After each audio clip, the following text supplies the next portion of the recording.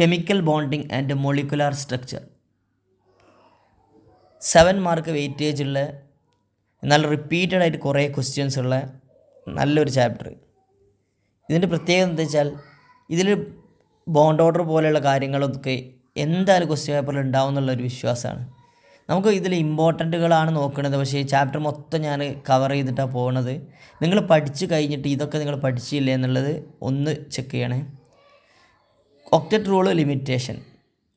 Octet rule എന്ന് പറയുമ്പോൾ the elements participate in chemical bond formation in order to attain 8 electrons in their valence shell.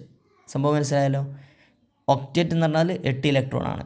Okay, ഞാൻ explain ചെയ്യുന്നില്ല. കാരണം limitations പറയുമ്പോൾ incomplete octet ഉള്ള molecules ഉണ്ട്, അതേപോലെ എക്സ്പാൻഡഡ് ഒക്ടറ്റ് ഉള്ള മോളിക്യൂൾസ് ഉണ്ട്. കാരണം 8 ഇലക്ട്രോൺസ് വാലൻസ് ഷെല്ലിൽ ഉണ്ടെങ്കിലാണ് സ്റ്റേബിൾ എന്നാണ് ഒക്ടറ്റ് റൂളിൻ്റെ കൺസെപ്റ്റ്. പക്ഷേ 8 ഇലക്ട്രോൺ ഇല്ലാത്തതും 8 ഇലക്ട്രോൺ കൂടുതലുള്ളതും സ്റ്റേബിളായിട്ടുണ്ട്, അതാണ് ലിമിറ്റേഷനാണ്. പിന്നെ അതേപോലെ ഓഡ് ഇലക്ട്രോൺ മോളിക്യൂൾസ്, അതെല്ലാം ലിമിറ്റേഷനാണ്.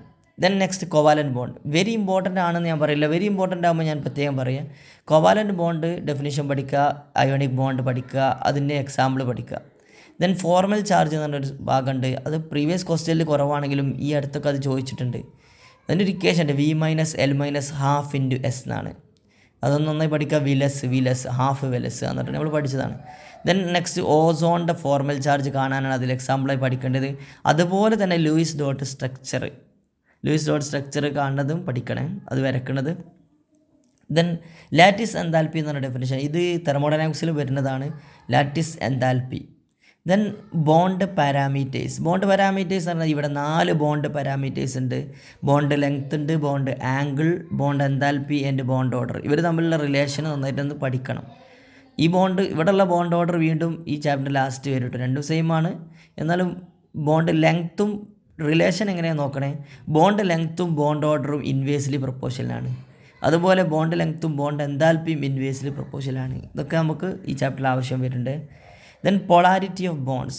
കുറേ ക്വസ്റ്റ്യൻസ് റിപ്പീറ്റഡ് ആയിട്ട് വന്നൊരു ടോപ്പിക്കാണ് പൊളാരിറ്റി ഓഫ് ബോണ്ട്സിലെ dipole moment. Dipole moment definition പഠിക്കുക. പിന്നെ അതേപോലെ റെഗുലർ ജോമെട്രിയുടെ മോളിക്യൂളിനൊക്കെ ഡൈപോൾ മൊമെൻറ്റ് 0 ആണ്. BF3, CH4, BeCl2 ഇതൊക്കെ 0 ആണ്. കാരണം റെഗുലർ ജോമെട്രി ഉള്ളതിന് അത് മ്യൂച്വൽ ക്യാൻസൽ ചെയ്ത് പോകും. ഇനി NF3യും NH3യും അത് കമ്പയർ ചെയ്യാൻ ക്വസ്റ്റ്യൻ വല്ലാണ്ട് വരാറുണ്ട്, ശ്രദ്ധിക്കുക. അതേപോലെ H2O അതുപോലെയുള്ള മോളിക്യൂൾസിനൊക്കെ, അതേപോലെ NH3 ഇതിനൊക്കെ ഡൈപോൾ മൊമെൻറ്റിൻ്റെ ഒരു കറക്റ്റ് വാല്യൂ ഉണ്ട്. അതിനുള്ള കാരണം ജസ്റ്റ് ഒന്ന് നോക്കുക. ദെൻ VSEPR തിയറി, ചാപ്റ്ററിൻ്റെ വെരി ഇമ്പോർട്ടൻ്റ് ഏരിയയിലേക്ക് നമ്മൾ എത്തിക്കൊണ്ടിരിക്കുകയാണ്. ഇപ്പോൾ ഏറ്റവും ഇമ്പോർട്ടൻ്റ് ഇപ്പോൾ പറഞ്ഞതിൽ ഒന്ന് ഡൈപോൾ മൊമെൻറ്റ്, ഈ പറഞ്ഞ BF3 പോലുള്ള എക്സാമ്പിളുകൾ. ദെൻ VSEPR തിയറി, അതിൻ്റെ പോസ്റ്റുലേറ്റ്സും പല പ്രാവശ്യം ചോദിച്ചതാണ്. പോസ്റ്റുലേറ്റ്സ് എന്ന് പറഞ്ഞാൽ ഒരു മോളിക്യൂളിൻ്റെ ഷേപ്പ് തീരുമാനിക്കുന്നത് അതിലുള്ള സെൻട്രൽ ആറ്റത്തിൻ്റെ ചുറ്റുമുള്ള ഇലക്ട്രോൺ പെയർസാണ്. ദെൻ ഇലക്ട്രോൺ പെയർസിന് നെഗറ്റീവ് ചാർജാണ്. They always repel each other. എന്നിട്ട് in order to minimise the repulsion the electron stay maximum distance. എന്നിട്ട് അതിൽ റിപ്പൽഷൻ്റെ ഓർഡർ പറയുന്നുണ്ട്. ലോൺ പെയർ റിപ്പൽഷനാണ് ഏറ്റവും മാക്സിമം, പിന്നെ lone pair bond pair and least bond pair. അതെന്തായാലും എഴുതി പഠിക്കുക. Then shapes of molecules containing bond pairs only ആണ് ആദ്യം, ബോണ്ട് പെയർസ് മാത്രമുള്ളത്. പിന്നെ ബോണ്ട് പെയർ, ലോൺ പെയർ ഉള്ളത്. അതിൽ ഇമ്പോർട്ടൻ്റ് ആയിട്ടുള്ള എക്സാമ്പിളൊക്കെ പഠിക്കണം, ഞാനിപ്പോൾ എക്സ്പ്ലെയിൻ ചെയ്യില്ല. അതിൽ NH3യും H2O ഒക്കെ ബോണ്ട് പെയർ, ലോൺ പെയർ ഉള്ളതാണ്. അതിൻ്റെ എന്തൊക്കെ പഠിക്കണം എന്ന് വെച്ചാൽ അതിൻ്റെ ഷേപ്പ് പഠിക്കണം, അതിൻ്റെ ബോണ്ട് ആംഗിൾ പഠിക്കണം, ഓക്കെ. പിന്നെ ബോണ്ട് പെയറിൻ്റെ ലോൺ പെയറിൻ്റെ എണ്ണം പഠിക്കണം, okay. Then next valence bond theory. അതിൻ്റെ പോസ്റ്റുലേറ്റ്സ് തന്നെ ഡയറക്റ്റ് ക്വസ്റ്റ്യൻ ചോദിക്കൽ കുറവാണെങ്കിലും ജസ്റ്റ് കാര്യങ്ങൾ അതിൽ ഓർബിറ്റൽ ഓവർലാപ്പിംഗ് കൺസെപ്റ്റ് ഉണ്ട്, അതിലത് നോക്കണം. ടൈപ്സ് അതിൽ 2 ടൈപ്പ്, അത് ഇമ്പോർട്ടൻ്റ്. 2 ടൈപ്സ് ഓർബിറ്റൽ ഓവർലാപ്പിങ്ങിൽ സിഗ്മ ബോണ്ടിൻ്റെയും പൈ ബോണ്ടിൻ്റെ ഫോർമേഷൻ. സിഗ്മ സ്ട്രോങ് ബോണ്ടാണ്, പൈ ബോണ്ട് വീക്ക് ബോണ്ടാണ്. അങ്ങനെ കാര്യം സിഗ്മ ആക്സിയൽ ഓവർലാപ്പിംഗ് ആണ്, പൈ ബോണ്ട് ലാറ്ററൽ അല്ലെങ്കിൽ സൈഡ് വൈസ് ഓവർലാപ്പിംഗ് ആണ്. അതും ചോദിക്കും. ദെൻ അതിലൊരു എക്സാമ്പിളായിട്ട് H2 മോളിക്യൂൾസ്, ഹൈഡ്രജൻ മോളിക്യൂളിൻ്റെ ഫോർമേഷൻ ടെക്സ്റ്റിൽ പറയുന്ന കാര്യങ്ങളും നോക്കുക. റിപ്പൾഷനും കാര്യങ്ങളൊക്കെ പറയുന്നുണ്ട് ഇതിലുണ്ട്, അട്രാക്ഷനും റിപ്പൾഷനും ഒക്കെ നോക്കുക. ദെൻ ഇതിൻ്റെ അപ്ലിക്കേഷൻ, വാലൻസ് ബോണ്ട് തിയറിയുടെ അപ്ലിക്കേഷൻ എന്ന് പറഞ്ഞാൽ ശരിക്കും ഹൈബ്രിഡൈസേഷൻ ആണ്. വെരി ഇമ്പോർട്ടൻ്റ് ആണ് ഹൈബ്രിഡൈസേഷൻ. അതിൻ്റെ ഡെഫിനിഷൻ, ക്യാരക്ടറിസ്റ്റിക്സ്, അതിനേക്കാളും ശ്രദ്ധിക്കാനുള്ളത് ഇതിൻ്റെ ടൈപ്സുകളാണ്. അതിന് എക്സാമ്പിളുകൾ SP, അതിന് എക്സാമ്പിളാണ് BeCl2. ദെൻ SP2, അപ്പോൾ അതിലെ example BF3. Then SP3 example CH4, SP3D PCl5. പിന്നെ sp3d2sf6. ഇതിൽ ശ്രദ്ധിക്കാനുള്ളത് ഈ PCl5 എന്നൊക്കെ പ്രത്യേക സ്ട്രക്ചർ പഠിക്കാണ്ട് PCl5ൻ്റെ റിയാക്ടിവിറ്റി കൂടാനുള്ള കാരണമൊക്കെ നിങ്ങൾ വരച്ച് പഠിക്കണം. സ്ട്രക്ചർ ബോണ്ട് ആംഗിൾ എല്ലാം ഇതിൽ പഠിക്കണേ. ഇത് വല്ലാണ്ട് റിപ്പീറ്റഡ് ആയിട്ട് കുറേ പ്രാവശ്യം ഇതെല്ലാം ചോദിക്കുന്നുണ്ട്. ഇത് ബോണ്ട് ആംഗിൾ, അതേപോലെ ജോമെട്രി അഥവാ ഷേപ്പ് എന്തായാലും ഇതൊക്കെ പഠിച്ചിട്ട് പോയാൽ മതി. ദെൻ എസ് ക്യാരക്ടർ എന്ന് പറഞ്ഞൊരു സംഭവമുണ്ട്. അതൊന്ന് കമ്പയർ ചെയ്ത് SP-ക്ക് എസ് ക്യാരക്ടർ കൂടുതലാണ് എന്നുള്ള കമ്പാരിസൺ നോക്കാം. Then molecular orbital theory, very important എന്ന് പറയാൻ ഞാൻ പറഞ്ഞല്ലോ, ഇത് നമുക്ക് വിശ്വസിച്ച് പോകാൻ പറ്റിയ ക്വസ്റ്റ്യൻസ് ആണ് ഇതൊക്കെ. ഇത് മോളിക്കുലാർ ഓർബിറ്റൽ തിയറിയിൽ ജസ്റ്റ് അതിൻ്റെ ആദ്യം മനസ്സിലാക്കേണ്ടത് മോളിക്കുലാർ ഓർബിറ്റൽ തിയറിൻ്റെ പോസ്റ്റുലേറ്റ്സ് ആണ് കുറച്ച് കാര്യങ്ങൾ. ആറ്റത്തിൽ ഇലക്ട്രോൺസ് അറ്റോമിക് ഓർബിറ്റലാണെങ്കിൽ മോളിക്യൂൾസിൽ അത് മോളിക്കുലാർ ഓർബിറ്റലാണ്. പിന്നെ മോളിക്കുലാർ ഓർബിറ്റൽസ് ഇങ്ങനെ കൂടി ചേർന്നിട്ട് ബോണ്ടിങ് മോളിക്കുലാർ ഓർബിറ്റലും ഉണ്ടാവും, ആൻറ്റി ബോണ്ടിങ് മോളിക്കുലാർ ഓർബിറ്റലും ഉണ്ടാവും. ബോണ്ടിങ് മോളിക്കുലാർ ഓർബിറ്റൽ സ്റ്റേബിൾ ആണ്, anti bonding molecular orbital unstable ആണ്. അങ്ങനെയുള്ള പോയിൻ്റ് ഓർത്ത് വെക്കുക. ദെൻ അതിൽ ശ്രദ്ധിക്കാനുള്ളത് മോളിക്കുലാർ ഇലക്ട്രോണിക് കോൺഫിഗറേഷൻ എഴുതുക എന്നുള്ളതാണ് അതിലെ main. Molecular orbital electronic configuration എഴുതുമ്പോൾ കണ്ടല്ലോ 14 ഇലക്ട്രോണിലെ 14 ഇലക്ട്രോണിലെ നൈട്രജൻ വരെയുള്ള ഓർഡർ കണ്ടോ. σ1s2, σ*1s2, σ2s2, σ*2s2. ഇനിയാണ് ശ്രദ്ധിക്കേണ്ടത് π2px2, പെൻ π2py2, ഇതിൻ്റെ എനർജി ഈക്വലാണ്. ദെൻ σ2pz2, പിന്നെ അതിൻ്റെയൊക്കെ സ്റ്റാർ π*2px, π*2py, σ*2pz. ഇനി നോക്കട്ടോ 15 മുതൽ 14 കഴിഞ്ഞ് 15 മുതൽ അതിൻ്റെ ഓർഡർ ഒന്ന് മാറുന്നത്. ഞാൻ എക്സാമ്പിൾ O2 മോളിക്കൂൾ, അത് ഇമ്പോർട്ടൻ്റ് എക്സാമ്പിൾ ആണല്ലോ. O2 മോളിക്കൂൾ 16 ഇലക്ട്രോൺസാണ് കണ്ടല്ലോ.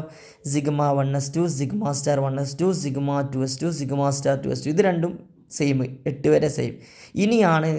ഇനി വരുന്നത് σ2pz2 ആണ്. നേരത്തെ π2px2 ആണെങ്കിൽ ഇവിടെ σ2pz2 ആണ്. വേറെ ഒന്നും ഡിഫറൻസ് ഇല്ല. പിന്നെ ഇവിടെ അങ്ങോട്ടൊക്കെ സെയിമാണ്. പിന്നെ π2px2 equal to π2py2, then π*2px, π*2py ആണ്. അപ്പോൾ ഓക്സിജനിൽ കണ്ടല്ലോ π*2pxലും π*2pyയിലും ഓരോ ഇലക്ട്രോൺ ആയതുകൊണ്ട് അതിൻ്റെ പ്രത്യേകത എന്താ, അത് പാരാമാഗ്നറ്റിക് ആണ് എന്നുള്ളത് ചോദിക്കുന്നതാണ് അല്ലേ. അങ്ങനെ അൺപെയ്ഡ് ഇലക്ട്രോൺ ഉണ്ടാകുമ്പോൾ അത് പാരാമാഗ്നറ്റിക് ആവുക. O2ൻ്റെ കാര്യങ്ങളൊക്കെ ചോദിക്കുന്നതാണ്. പിന്നെ കമ്പാരിസണൊക്കെ പഠിക്കണേ. O2 1+, O2 2+, ഇതൊക്കെയുള്ള കമ്പാരിസൺ പഠിക്കണം. അതേപോലെ N2+, N2 2+ ഒക്കെ ചോദിക്കും. അതിൽ കമ്പാരിസണിൽ ബോണ്ട് ഓർഡർ കണ്ടെത്തിയിട്ട് എന്ത് കമ്പയർ ചെയ്യണമെന്ന് അറിയും. സ്റ്റെബിലിറ്റി കമ്പയർ ചെയ്യണം. ബോണ്ട് ഓർഡർ കൂടുന്നതിനനുസരിച്ച് സ്റ്റെബിലിറ്റി കൂടും. എന്നാൽ ബോണ്ട് ഓർഡർ കൂടുന്നതിനനുസരിച്ച് ബോണ്ട് ലെങ്ത് കുറയും. ബോണ്ട് ഓർഡർ കൂടുമ്പോൾ ബോണ്ട് എൻതാൽപ്പി കൂടും. ഇങ്ങനെയൊക്കെ കമ്പാരിസൺ നിങ്ങൾ പഠിക്കണം. എക്സാമ്പിൾ ചെയ്ത് നോക്കുക. ദെൻ ഇതിലെ ലാസ്റ്റ് എന്ന് പറഞ്ഞത് ഹൈഡ്രജൻ ബോണ്ടിങ് ആണ്. 2 types of hydrogen bonding definition പഠിക്കുക. പിന്നെ 2 ടൈപ്സ് ഓഫ് ഹൈഡ്രജൻ ബോണ്ടിങ് ഉണ്ടാവണമെങ്കിൽ ഹൈഡ്രജൻ വേണം. ഒന്ന് എന്ത് വേണം, മോളിക്യൂൾ ഹൈഡ്രജൻ വേണം.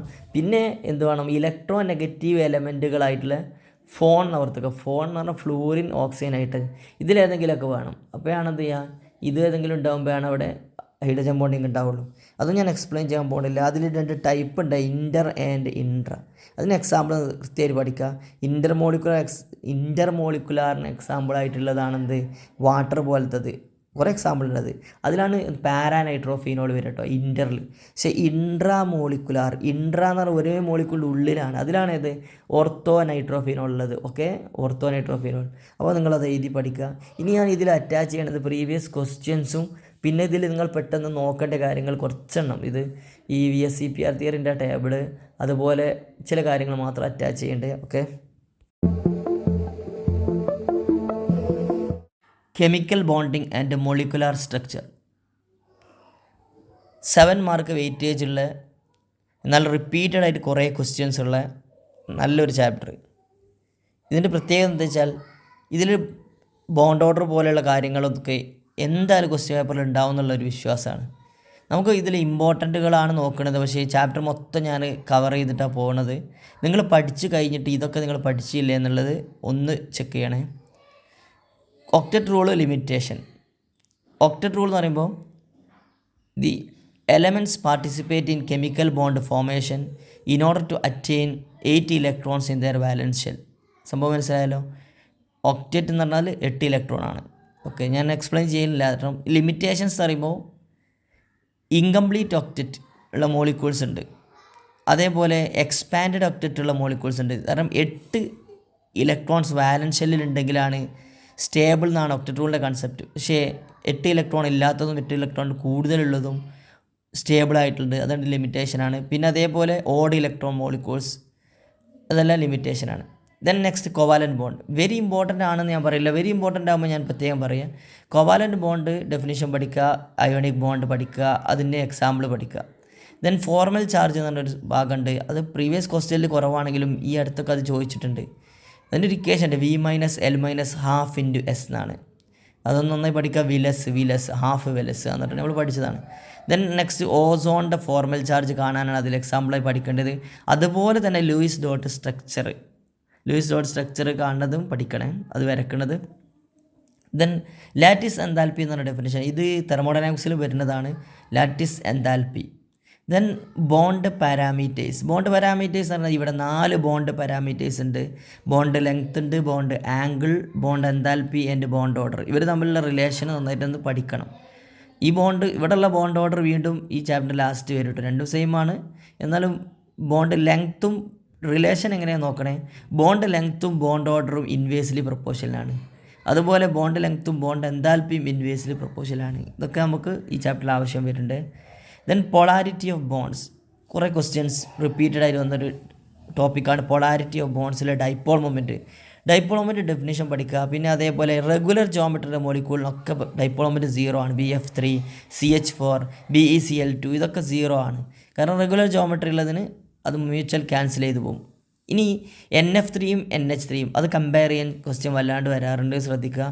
അതേപോലെ H2O അതുപോലെയുള്ള മോളിക്യൂൾസിനൊക്കെ, അതേപോലെ NH3 ഇതിനൊക്കെ ഡൈപോൾ മൊമെൻറ്റ് ഒരു കറക്റ്റ് വാല്യൂ ഉണ്ട്. അതിനുള്ള കാരണം ജസ്റ്റ് ഒന്ന് നോക്കുക.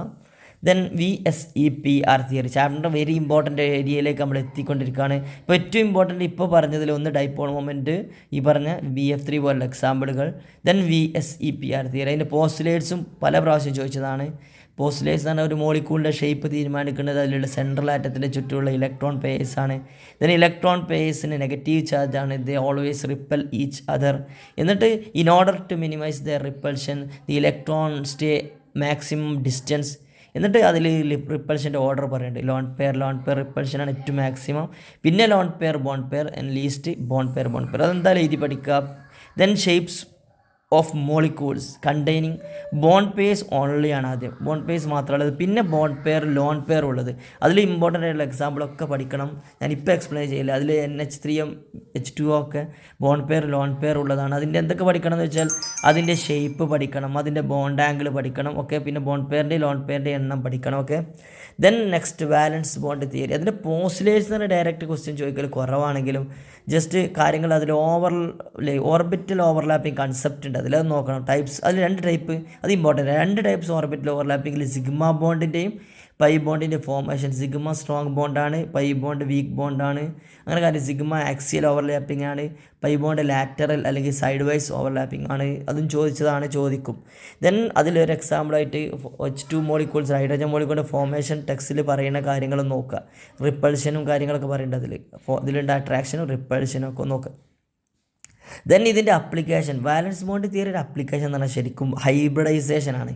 വെരി ഇമ്പോർട്ടൻ്റ് ആണ് ഹൈബ്രിഡൈസേഷൻ. അതിൻ്റെ ഡെഫിനിഷൻ, ക്യാരക്ടറിസ്റ്റിക്സ്, അതിനേക്കാൾ ശ്രദ്ധിക്കാനുള്ളത് ഇതിൻ്റെ ടൈപ്സുകളാണ്. അതിന് എക്സാമ്പിളുകൾ SP, അതിന് എക്സാമ്പിളാണ് BeCl2. ദെൻ SP2, അപ്പോൾ അതിലെ example BF3. Then SP3 example CH4, SP3D PCl5, പിന്നെ SP3D2 SF6. ഇതിൽ ശ്രദ്ധിക്കാനുള്ളത് ഈ PCl5 എന്നൊക്കെ പ്രത്യേക സ്ട്രക്ചർ പഠിക്കാണ്ട്, PCl5ൻ്റെ റിയാക്ടിവിറ്റി കൂടാനുള്ള കാരണമൊക്കെ നിങ്ങൾ വരച്ച് പഠിക്കണം. സ്ട്രക്ചർ, ബോണ്ട് ആംഗിൾ എല്ലാം ഇതിൽ പഠിക്കണേ. ഇത് വല്ലാണ്ട് റിപ്പീറ്റഡ് ആയിട്ട് കുറേ പ്രാവശ്യം ഇതെല്ലാം ചോദിക്കുന്നുണ്ട്. ഇത് ബോണ്ട് ആംഗിൾ, അതേപോലെ ജോമെട്രി അഥവാ ഷേപ്പ്, എന്തായാലും ഇതൊക്കെ പഠിച്ചിട്ട് പോയാൽ മതി. ദെൻ എസ് ക്യാരക്ടർ എന്ന് പറഞ്ഞ സംഭവമുണ്ട്, അതൊന്ന് കമ്പയർ ചെയ്ത് SP-ക്ക് എസ് ക്യാരക്ടർ കൂടുതലാണ് എന്നുള്ള കമ്പാരിസൺ നോക്കാം. Then molecular orbital theory very important എന്ന് പറയാൻ ഞാൻ പറഞ്ഞല്ലോ, ഇത് നമുക്ക് വിശ്വസിച്ച് പോകാൻ പറ്റിയ ക്വസ്റ്റ്യൻസ് ആണ് ഇതൊക്കെ. ഇത് മോളിക്കുലാർ ഓർബിറ്റൽ തിയറിയിൽ ജസ്റ്റ് അതിൻ്റെ ആദ്യം മനസ്സിലാക്കേണ്ടത് മോളിക്കുലാർ ഓർബിറ്റൽ തിയറിൻ്റെ പോസ്റ്റുലേറ്റ്സ് ആണ് കുറച്ച് കാര്യങ്ങൾ. ആറ്റത്തിലെ ഇലക്ട്രോൺസ് അറ്റോമിക് ഓർബിറ്റലാണെങ്കിൽ മോളിക്യൂൾസിലത് മോളിക്കുലാർ ഓർബിറ്റലാണ്. പിന്നെ മോളിക്കുലാർ ഓർബിറ്റൽസ് ഇങ്ങനെ കൂടിച്ചേർന്നിട്ട് ബോണ്ടിങ് മോളിക്കുലാർ ഓർബിറ്റലും ഉണ്ടാവും, ആൻറ്റി ബോണ്ടിങ് മോളിക്കുലാർ ഓർബിറ്റലും ഉണ്ടാവും. ബോണ്ടിങ് മോളിക്കുലാർ ഓർബിറ്റൽ സ്റ്റേബിൾ ആണ്, anti bonding molecular orbital unstable ആണ്. അങ്ങനെയുള്ള പോയിൻ്റ് ഓർത്ത് വെക്കുക. ദെൻ അതിൽ ശ്രദ്ധിക്കാനുള്ളത് മോളിക്കുലാർ ഇലക്ട്രോണിക് കോൺഫിഗറേഷൻ എഴുതുക എന്നുള്ളത് അതാണ് അതിലെ main. Molecular orbit electronic configuration എഴുതുമ്പോൾ കണ്ടല്ലോ 14 ഇലക്ട്രോണിലെ 14 ഇലക്ട്രോണിലെ നൈട്രജൻ വരെയുള്ള ഓർഡർ കണ്ടോ. Sigma 1s2 sigma star 1s2 sigma 2s2 sigma star 2s2. ഇനിയാണ് ശ്രദ്ധിക്കേണ്ടത് pi 2px2 pen pi 2py2 ഇതിൻ്റെ എനർജി ഈക്വലാണ്. ദെൻ സിഗ്മ 2pz2 പിന്നെ അതിൻ്റെയൊക്കെ star pi star 2px pi star 2py sigma star 2pz. ഇനി നോക്കട്ടോ 15 മുതൽ 14 കഴിഞ്ഞ് 15 മുതൽ അതിൻ്റെ ഓർഡർ ഒന്ന് മാറേണ്ടത്. ഞാൻ എക്സാമ്പിൾ O2 മോളിക്കൂൾ, അത് ഇമ്പോർട്ടൻ്റ് എക്സാമ്പിൾ ആണല്ലോ. O2 മോളിക്കൂൾ 16 ഇലക്ട്രോൺസാണ് കണ്ടല്ലോ. Sigma 1s2 sigma star 1s2 sigma 2s2 sigma star 2s2 ഇത് രണ്ടും സെയിം 8 വരെ സെയിം. ഇനി വരുന്നത് സിഗ്മ 2pz2 ആണ്. നേരത്തെ പൈ 2px2 ആണെങ്കിൽ ഇവിടെ സിഗ്മ 2pz2 ആണ്. വേറെ ഒന്നും ഡിഫറൻസ് ഇല്ല. പിന്നെ ഇവിടെ അങ്ങോട്ടൊക്കെ സെയിമാണ്. പിന്നെ pi 2px2 equal to pi 2py2 then pi star 2px pi star 2py ആണ്. അപ്പോൾ ഓക്സിജനിൽ കണ്ടല്ലോ പൈ സ്റ്റാർ 2pxലും പൈ സ്റ്റാർ 2pyയിലും ഓരോ ഇലക്ട്രോൺ ആയതുകൊണ്ട് അതിൻ്റെ പ്രത്യേകത എന്താ, അത് പാരാമാഗ്നറ്റിക് ആണ് എന്നുള്ളത് ചോദിക്കുന്നതാണ് അല്ലേ. അങ്ങനെ അൺപെയ്ഡ് ഇലക്ട്രോൺ ഉണ്ടാകുമ്പോൾ അത് പാരാമാഗ്നറ്റിക് ആവുക. O2ൻ്റെ കാര്യങ്ങളൊക്കെ ചോദിക്കുന്നതാണ്. പിന്നെ കമ്പാരിസണൊക്കെ പഠിക്കണേ. O2 1+, O2 2+, ഇതൊക്കെയുള്ള കമ്പാരിസൺ പഠിക്കണം. അതേപോലെ N2+, N2 2+ ഒക്കെ ചോദിക്കും. അതിൽ കമ്പാരിസണിൽ ബോണ്ട് ഓർഡർ കണ്ടെത്തിയിട്ട് എന്ത് കമ്പയർ ചെയ്യണമെന്ന് അറിയും. സ്റ്റെബിലിറ്റി കമ്പയർ ചെയ്യണം. ബോണ്ട് ഓർഡർ കൂടുന്നതിനനുസരിച്ച് സ്റ്റെബിലിറ്റി കൂടും. എന്നാൽ ബോണ്ട് ഓർഡർ കൂടുന്നതിനനുസരിച്ച് ബോണ്ട് ലെങ്ത് കുറയും. ബോണ്ട് ഓർഡർ കൂടുമ്പോൾ ബോണ്ട് എൻതാൽപ്പി കൂടും. ഇങ്ങനെയൊക്കെ കമ്പാരിസൺ നിങ്ങൾ പഠിക്കണം. എക്സാമ്പിൾ ചെയ്ത് നോക്കുക. ദെൻ ഇതിലെ ലാസ്റ്റ് എന്ന് പറഞ്ഞത് ഹൈഡ്രജൻ ബോണ്ടിങ് ആണ്. 2 types of hydrogen bonding definition പഠിക്കുക. പിന്നെ 2 ടൈപ്സ് ഓഫ് ഹൈഡ്രജൻ ബോണ്ടിങ് ഉണ്ടാവണമെങ്കിൽ ഹൈഡ്രജൻ വേണം. ഒന്ന് എന്ത് വേണം, മോളിക്യൂൾ ഹൈഡ്രജൻ വേണം. പിന്നെ എന്ത് വേണം, ഇലക്ട്രോ നെഗറ്റീവ് എലമെൻറ്റുകളായിട്ടുള്ള ഫോൺ ഓർത്തുക. ഫോൺ എന്ന് പറഞ്ഞാൽ ഫ്ലൂറിൻ ഓക്സിജൻ ഹൈഡ്രജൻ ഇതിലേതെങ്കിലുമൊക്കെ വേണം. അപ്പോഴാണ് എന്ത് ചെയ്യുക, ഇത് ഏതെങ്കിലും ഉണ്ടാകുമ്പോഴാണ് അവിടെ ഹൈഡ്രജൻ ബോണ്ടിങ് ഉണ്ടാവുള്ളൂ. അതും ഞാൻ എക്സ്പ്ലെയിൻ ചെയ്യാൻ പോകുന്നില്ല. അതിൽ 2 ടൈപ്പ് ഉണ്ട്, ഇൻ്റർ ആൻഡ് ഇൻട്ര. അതിന് എക്സാമ്പിൾ കൃത്യമായിട്ട് പഠിക്കുക. ഇൻ്റർ മോളിക്കുലാറിന് എക്സാമ്പിളായിട്ടുള്ളതാണെന്ത്, വാട്ടർ പോലത്തത് കുറേ എക്സാമ്പിൾ ഉള്ളത്. അതിലാണ് പാരാനൈട്രോഫീനോൾ വരും കേട്ടോ ഇൻ്ററിൽ. പക്ഷേ ഇൻട്രാ എന്ന് പറഞ്ഞാൽ ഒരേ മോളിക്കുളിൻ്റെ ഉള്ളിലാണ്. അതിലാണ് ഇത് ഓർത്തോ നൈട്രോഫീനോൾ ഉള്ളത്. Okay, ortho nitrophenol. അപ്പോൾ നിങ്ങളത് എഴുതി പഠിക്കുക. ഇനി ഞാൻ ഇതിൽ അറ്റാച്ച് ചെയ്യേണ്ടത് പ്രീവിയസ് ക്വസ്റ്റ്യൻസും പിന്നെ ഇതിൽ നിങ്ങൾ പെട്ടെന്ന് നോക്കേണ്ട കാര്യങ്ങൾ കുറച്ചെണ്ണം. ഇത് ഈ VSEPR തിയറിൻ്റെ ടേബിള് അതുപോലെ ചില കാര്യങ്ങൾ മാത്രം അറ്റാച്ച് ചെയ്യേണ്ടത്. ഓക്കെ.